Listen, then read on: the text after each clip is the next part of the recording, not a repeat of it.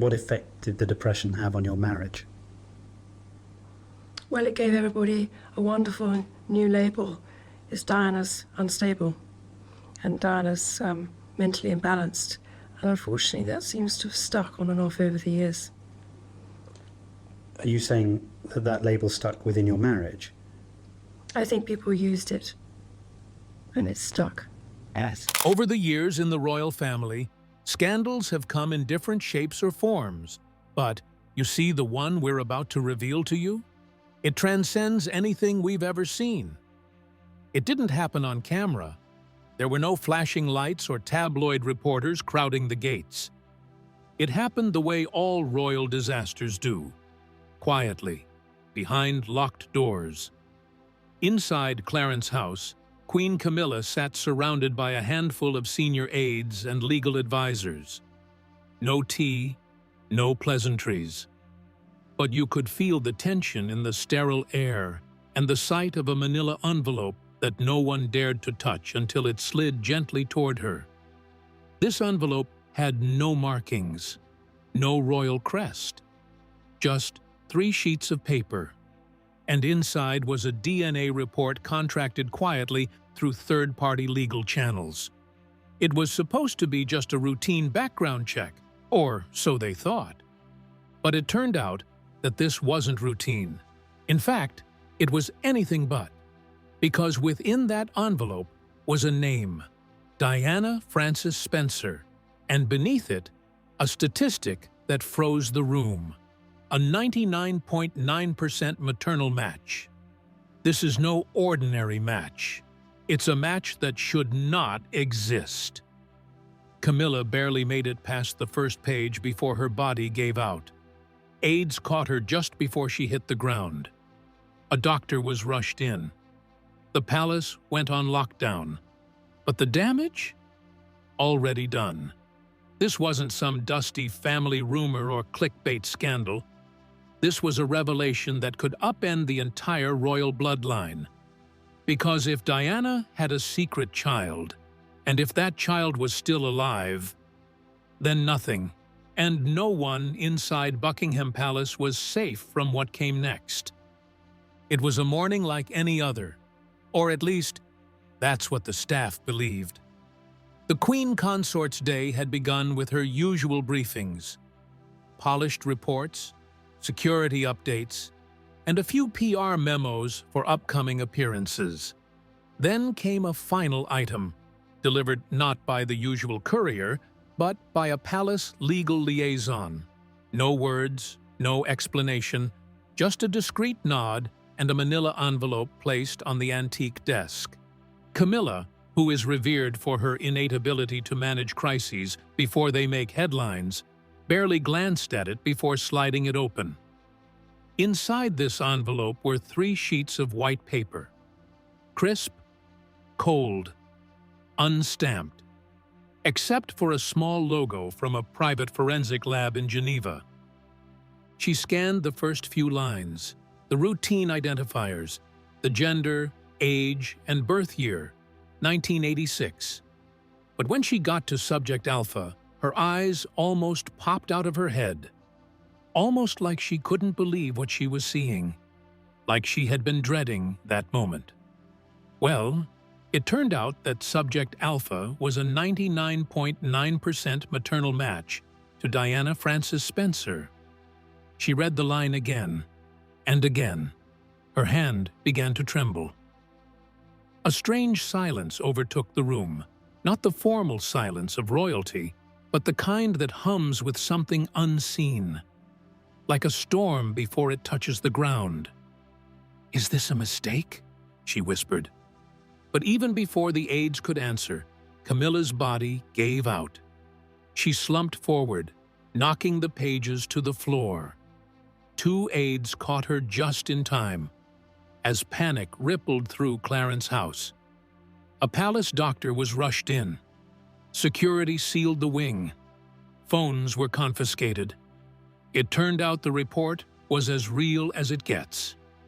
And inside its clean, clinical phrasing was a truth no one had prepared for. Diana may have had a 3rd child.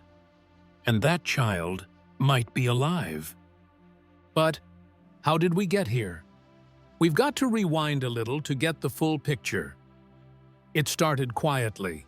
A man in his late 30s, living abroad, submitted a routine DNA sample to a private ancestry firm in Geneva. According to documents later intercepted by palace insiders, he wasn't searching for royalty. He was searching for his roots. Adopted at birth. No family medical history. No birth records that made sense. Just questions. And he wanted answers. The results, however, gave him something he never expected. A biological mother. The one and only Diana Frances Spencer. The lab technicians flagged it immediately. They assumed it was an error, a glitch. Maybe someone submitted a forged sample. So they ran it again, and again. Still, 99.9% match.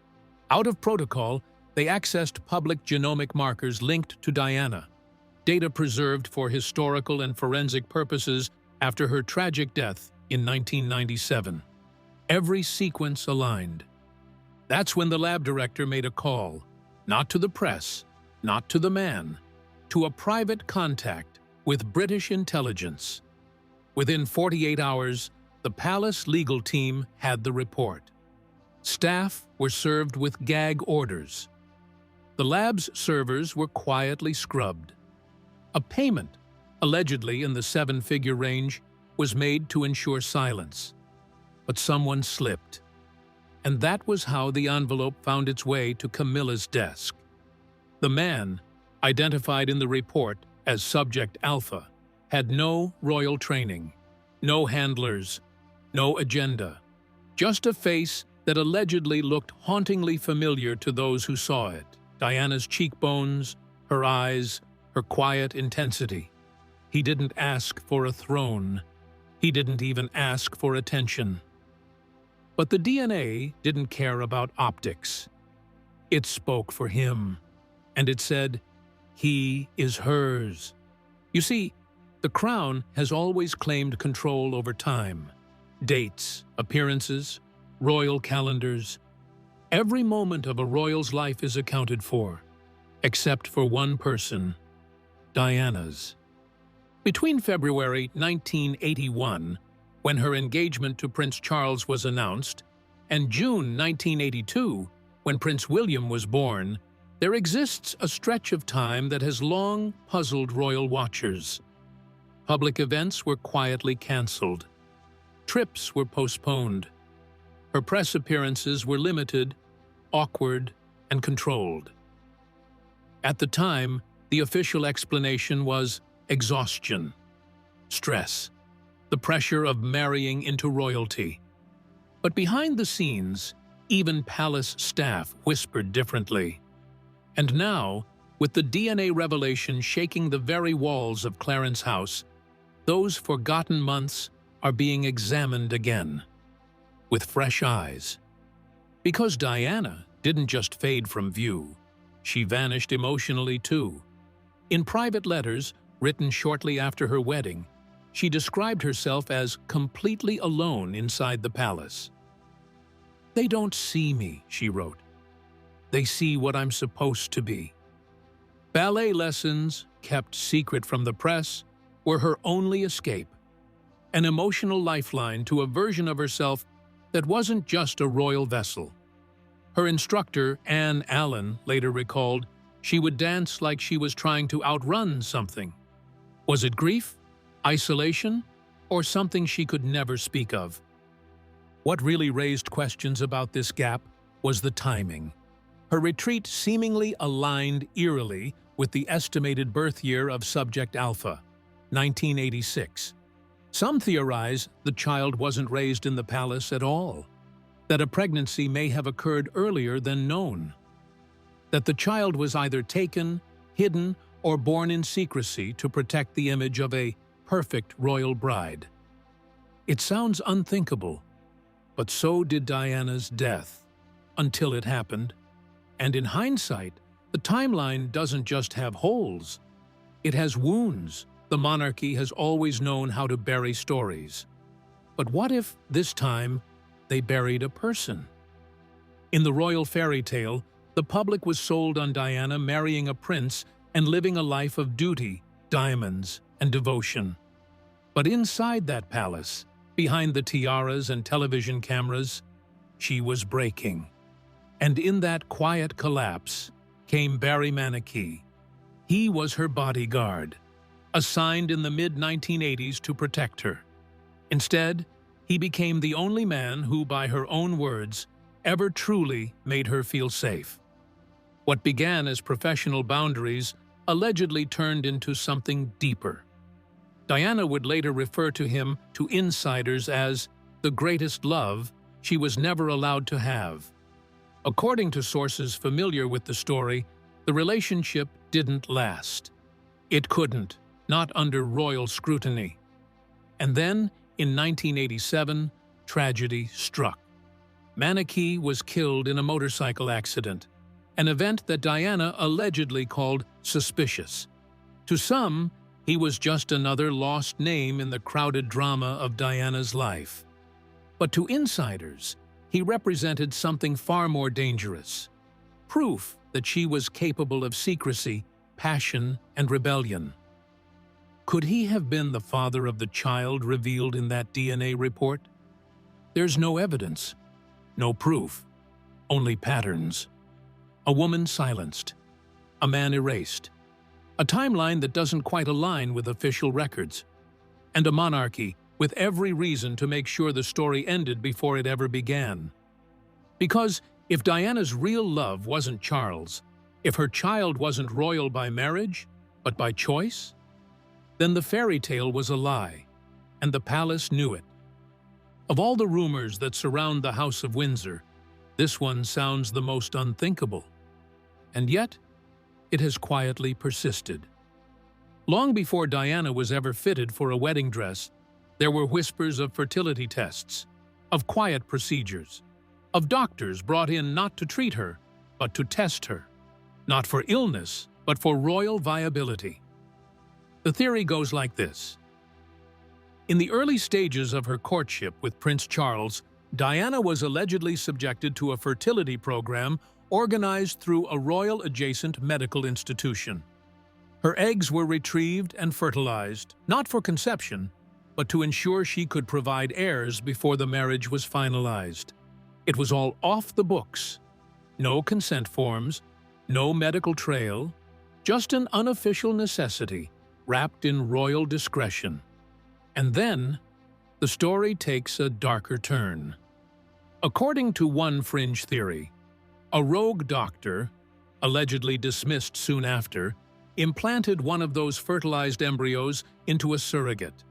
The resulting child, a girl raised abroad, now in her late 30s, and known only by some researchers as Sarah Spencer. Outlandish? Maybe. But it was enough to spark multiple online investigations. In 2011, a U.S. tabloid ran a speculative piece on a woman claiming to have been raised under intense secrecy, allegedly told she was Diana's daughter, and warned not to pursue the truth. And now, with a new confirmed DNA match pointing to a male child of the same age range, the story has mutated. The conspiracy theorists once dismissed as delusional are now whispering again, only this time with fuel. Because if Diana's genetic material was misused once, could it have happened again? Was Subject Alpha a result of love, a mistake, or an experiment? Even royal insiders won't touch that question. But here's the one they're all too afraid to ask. If Diana's child exists outside the royal system, does that make him irrelevant? Or does it make him the most dangerous royal of all? While the palace was still scrambling to stifle the dissenting rumors, a quiet 4-minute video found its way online. It was uploaded to a private site and shared by a handful of anonymous accounts. The video had no logo, no royal colors. It wasn't even posted under his real name. It was just a man, early 30s, modest clothes, seated in front of a plain bookshelf. Behind him, a framed photograph of the English countryside. He didn't look like a royal, but he looked familiar. The shape of his jaw, the gentle slope of his nose, the way he blinked as he gathered his thoughts. People who were allegedly watching swore they saw Diana. Not her fashion, not her fame, but her essence. He never raised his voice. He never claimed a throne. He didn't mention the crown or the palace, or even the name Charles. He allegedly just said this: "I wasn't born to start a war. I was born without a name, without a story. But I believe I've found it now. My mother's name was Diana." According to insider reports, within hours of the video finding its way online, palace lawyers scrambled to issue takedowns. Royal comms teams went silent. Tech platforms pushed back, but it was already too late. The likeness was impossible to ignore. And for the public, that calm voice didn't just sound like a man searching for truth. It sounded like Diana, speaking through him. And for the first time in decades, the world didn't just mourn the Princess of Wales. They met the part of her story she never got to finish. Inside Buckingham Palace, there's a name for moments like this. It's not printed in official documents. It's not part of any handbook. But those closest to the monarchy know it well. The Windsor Protocol, a crisis response strategy reserved for situations too explosive for the press and too delicate for public spin. And as soon as Queen Camilla collapsed at Clarence House, the protocol was activated. Phones were confiscated. Doors that were always left open were suddenly locked and guarded. Meetings were relocated to the back corridors and held without aides. Even long-serving staff were put under surveillance, not for leaking, but for listening. The first priority: containment. The Geneva-based lab that had processed Subject Alpha's DNA was allegedly slapped with a perpetual gag order and paid off with what one insider called a life-changing sum. Digital traces of the report were deleted. Printed copies destroyed, except for the one Camilla had already read. The second priority? Surveillance. Subject Alpha was placed under discreet British intelligence monitoring, not to silence him, not to harm him, but to understand him. "He's not a threat," one intelligence official allegedly told a royal aide, "but he's a variable, and variables are dangerous." And the third priority? Silence. Journalists with even the faintest scent of the story were contacted. Some were allegedly warned. Others were reportedly bought. But the panic was already too late. The truth was out. And for once, the Crown couldn't kill the story completely. For decades, Camilla weathered it all. Jeers from the public, brutal tabloid nicknames, and cold stares at royal events. She waited in the shadows while Diana captured the world's heart. She smiled through every insult, survived every awkward curtsy, and after years of public resistance, she was finally crowned queen beside Charles. But now, all of it is unraveling, because the one woman she spent her life trying to outrun has just returned. Not in headlines, but in blood. It wasn't just tears, said one palace aide speaking anonymously. It was panic. It was rage. It was fear. Camilla didn't collapse from shock alone. She collapsed because everything she had built, her image, her position, her fragile public approval, was suddenly at risk of being eclipsed. Again. The whispers inside the palace were even worse. "He looks like her," one staffer reportedly said. "Same cheekbones, same sadness in the eyes. It's like watching Diana breathe again, but in a man's body. Camilla had feared many things: scandal, rejection, even Charles's silence. But she never feared Diana returning. Not like this. Because ghosts can't inherit the throne, but sons can. The palace never issued a statement. There was no press release, no official acknowledgement, but according to multiple insider sources, King Charles met the man. Alone. No aides, no cameras, no agenda. The meeting, which allegedly took place at an undisclosed royal residence outside London, lasted less than an hour. The room was cleared.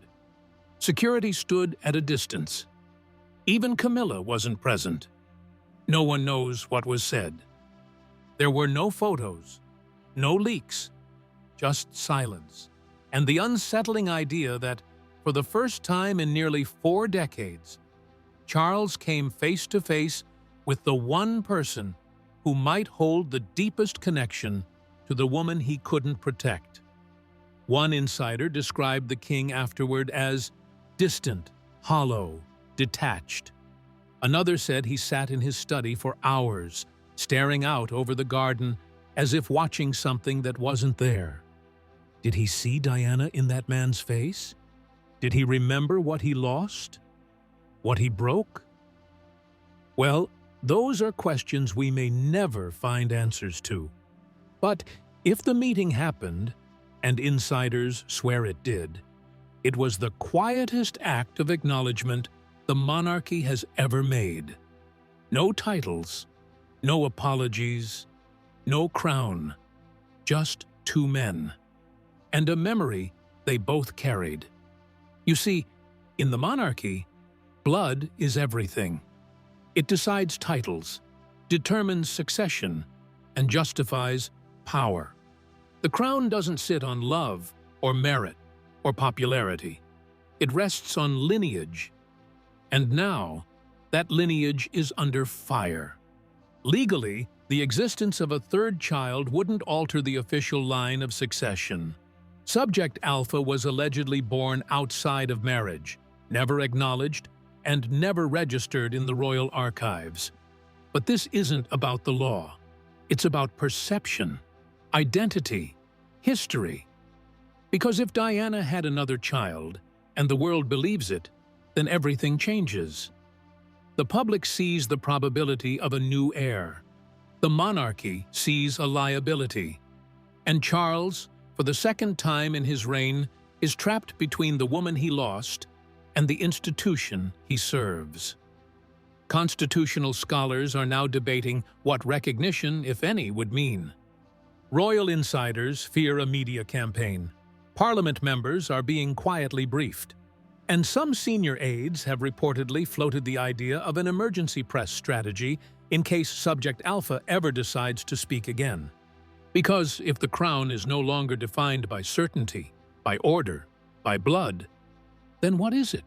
A tradition or a myth? And how many more secrets are sitting behind palace walls, just waiting to be found? The chandeliers still shine inside Buckingham Palace. The guards still march. The velvet still cushions the crown.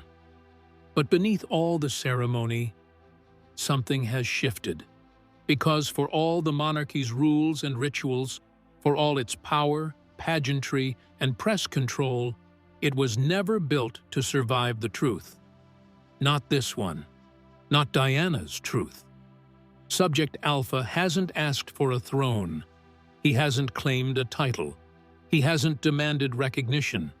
He simply said the one thing the monarchy couldn't afford to hear. My mother's name was Diana. I believe she wanted me to know. And that was enough. Enough to shake the institution. Enough to reopen wounds. Enough to remind the world that for all its polish, the crown still has cracks and ghosts that never left. Camilla remains out of sight. Charles remains silent. William and Harry haven't spoken, but the people have. And what they're saying is simple. You can bury a princess. You can silence her story. But when the truth is written in blood, it doesn't stay buried. It rises, and this time, it has a face.